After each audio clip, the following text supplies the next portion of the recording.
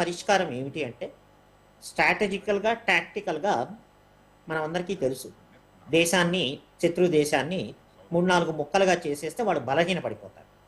Fine, అసలు మన objective ఏంటి? ఈ రోజున పాకిస్తాన్ని 2-3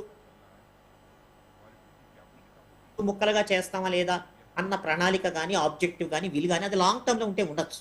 ప్రస్తుతం ఉగ్రవాదం ద్వారా ఇబ్బంది పెడుతున్నారు కాబట్టి ఆ ఉగ్రవాద మూకల్ని చీల్చి చెండాడేస్తాం, ఎటువంటి మొహమాటం లేదు.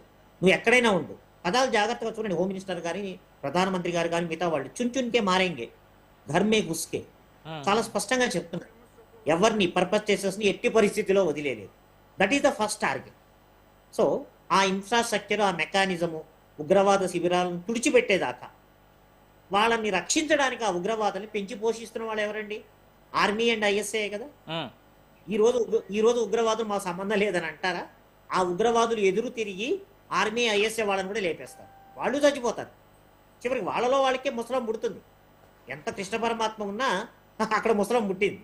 సో సప్తరుచుల శాపము, గాంధారి శాపము ఇట్లా. సో వీళ్ళు కూడా వాళ్ళలో వాళ్ళే, ఎందుకంటే ఇద్దరు వెధవల ఫ్రెండ్షిప్ ఎప్పుడైనా ఒకళ్ళనొకడు చంపుకునే స్థితికి వెళ్తుంది. మర్యాదగా ఉండే మిత్రులు మాట మధ్యలో భేదాభిప్రాయాలు వచ్చినా కలిసిమెలిసి ఉంటారు. కానీ ఇద్దరు దుర్మార్గుల ఫ్రెండ్షిప్ ఎప్పుడు కలిసి ఉండదు. సో చివరికి ఏమవుతుంది అంటే, మీకిన్నాళ్ళు మీ ప్రణాళికలను రచించడానికి మా ప్రాణాలని ఒడ్డి మేము భారతదేశంలోకి వెళ్ళి ఉగ్రవాదాన్ని పెట్టాము. ఈరోజు భారతదేశము తిరగబడి మమ్మల్ని చంపేస్తోంది, సావగొడుతోంది. మమ్మల్ని నువ్వు రక్షించవా అంటే ఏమంటుంది సమాధానం ఆర్మీ? First point. సో ఈ ఉగ్రవాద శిబిరాలు అయిన తర్వాత వీళ్ళకి బేసిస్ ఎక్కడి నుంచి వస్తుంది?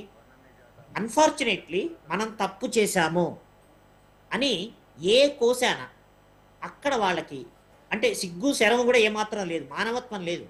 మనం తప్పు చేశాము అని ఒప్పుకునే స్థితిలో లేరు. అంతటి నీచమైన ఆభిజాత్యం ఉన్నది. అక్కడ ఏం చూస్తున్నారు? హిందువులు పాకిస్తాన్ అని చూస్తున్నారు. మనమంతా సెక్యులర్ కంట్రీ. మన దేశంలో ఉన్నటువంటి ముస్లిం సోదర సోదరీ మణులు వాళ్ళు కూడా మన దేశానికి మమైకం కావటంలో ఎంత గొప్ప భూమిక పోషిస్తున్నారండి. మనం ఏ రోజైనా సపరేట్ గా చూసామా? వాళ్ళు ఆ మత విద్వేషాన్ని రేపడానికి చూస్తున్నారు. సో వాళ్ళ మైండ్ సెట్, నేను చెప్పొచ్చేది అంటే వాళ్ళ మైండ్ సెట్, ఆ మైండ్ సెట్ మారదు. ఇప్పుడు ఆ మైండ్ సెట్ మారటానికి ఎటువంటి శిక్ష వేయాలి? మైండ్ సెట్ మారదు. అక్కడ ఉన్న వాళ్ళందరినీ 12 కోట్ల 13 కోట్ల మందిని లేపేయలేం. ఎస్, లాంగ్ టర్మ్లో ఆ దేశాన్ని బలహీనపరచాలి అంటే ఖచ్చితంగా 3-4 ముక్కల కింద చేస్తే వాళ్ళ బలం తగ్గుతుంది. అది లాంగ్ టర్మ్లో స్ట్రాటజీ. అంతేగాని ఈ రోజు యుద్ధం మొదలైంది కాబట్టి మీరు అన్నట్టు 26 కిలోమీటర్లని ఎక్స్పాండ్ చేసేస్తాం అలా ఉండదండి. అదంతా లాంగ్ టర్మ్లో ఉంటుంది. ఒకవేళ యుద్ధం కొనసాగితే అది ఏ రకంగా మార్పు చెందుతుంది, అది మన భారతదేశానికి అవసరమా, ఉపయోగపడుతుందా అన్న దాని మీద మన గొప్ప విషయం ఏమిటంటేనండి, మన పొలిటికల్ సిస్టంలో ఈ రోజున్న టీం, నేను చాలా టీవీ ప్రోగ్రాంలో చెప్పాను, నరేంద్ర మోడీ గారు, అజిత్ దోవల్ గారు, జయశంకర్ గారు చాలా గొప్ప టీం.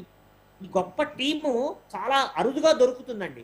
వాళ్ళతో పాటు కాంటెంపరీగా ఉండి డిస్కస్ చేయటం అంటే మనకి ఎంతో పుణ్యం ఉండాలి, చాలా అదృష్టవంతులం కనుక. సో వాళ్ళ కింద మన శక్తియుక్తులు, మిలిటరీ శక్తియుక్తులు అపారంగా ఉన్నాయి. చైనా లాంటి పవర్ఫుల్ కంట్రీ కూడా 1కి 100 సార్లు ఆలోచించుకోవాలి భారతదేశాన్ని టచ్ చేయాలంటే. అలాంటిది బచ్చా పాకిస్తాన్ ఎంత అండి? అయినా వాళ్ళకి ఆ నీచమైన మైండ్ సెట్ మారట్లా, భారతదేశాన్ని నాశనం చేసేయాలి. ఇంకా రివర్స్ వస్తాం. సో అలాగే పాకిస్తాన్ని ఏ రకంగా డీల్ చేస్తే పాకిస్తాన్ అనేది శాశ్వతంగా మన వైపు కన్నెత్తి చూడదు అన్న కాంబినేషన్కి వస్తే డెఫినెట్లీ ఇప్పటి ప్రభుత్వం అది చేస్తుంది, ఆ ఆలోచన చేస్తుంది. దాన్ని మిలిటరీ ఇంప్లిమెంట్ చేస్తుంది. మిలిటరీకి వెనకాల వెన్నుదన్నుగా 130 కోట్ల మంది భారతీయులు, ఇంకా సిద్ధాంతాలు రాద్ధాంతాలు పక్కన పెట్టి అన్ని రాజకీయ పార్టీలు ఏకమవుతాయి.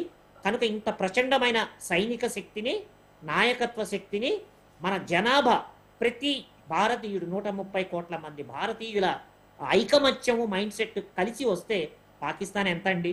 సో వాళ్ళకి ఆ దెబ్బ పడే టైం వస్తుంది, అది వచ్చినప్పుడు వస్తుంది. రైట్. నేను ఒకసారి విష్ణువర్ధన్ గారి దగ్గరికి వెళ్తా. సార్, ఒకవైపు భారత్ చాలా క్లియర్గా పాకిస్తాన్ని ఒంటరిగా నిలబెట్టి విత్ ప్రూఫ్స్ చాలా ప్రాపర్గా, ఇందాకటి ఎంఈఏ మీటింగ్లో కూడా, ఏదైతే ప్రెస్ బ్రీఫింగ్లో కూడా మన విక్రమ్ మిశ్రీ గారు ఒక ఫోటో తీసి చాలా క్లియర్గా చూపెట్టారు. ఇదిగోండి లష్కరే తైబా టెర్రరిస్టులు ఎవరైతే ఉన్నారో చచ్చిపోయిన వాళ్ళందరి దగ్గర ఇటు ఆర్మీ అటు పోలీస్ ఆఫీసర్లు దగ్గరుండి లష్కరే తైబా వాళ్ళకి ఆర్మీ సత్కారాలతో ఏదైతే ఒక కమాండరో లేదంటే ఒక ఆర్మీ ఆఫీసరో ఒక జవాన్